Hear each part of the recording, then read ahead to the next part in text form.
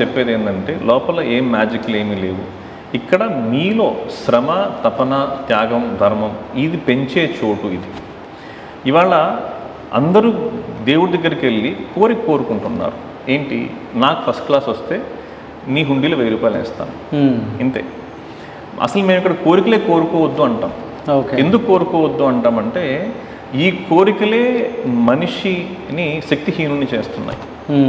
మనం ఏం కోరుకోవాలి అంటే ఒక దేవుడి దగ్గరికి వెళ్ళిన తర్వాత నేను రేపు ఐఏఎస్ ఎగ్జామ్ రాయాలి, 10th క్లాస్ ఎగ్జామ్ రాయాలి. ఈ ఎగ్జామ్ రాయాలి అంటే నేను రోజుకి 4 గంటలు కష్టపడాలి నేను. కానీ నాకు గంట కన్నా కష్టపడే శక్తి నాకు లేదు. ఈ శక్తి నాకు ఇవ్వు అని మీరు కోరుకోవచ్చు.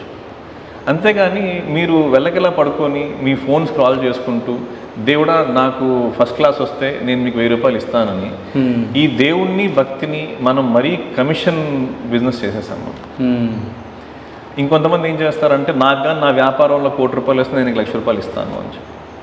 ఇది వరుస పెట్టి ఏంటి, కమిషన్ లాగా చేస్తాం అన్నమాట. అవును, ఇది కాదు. వీళ్ళెవ్వరి కోరికలు తీరం.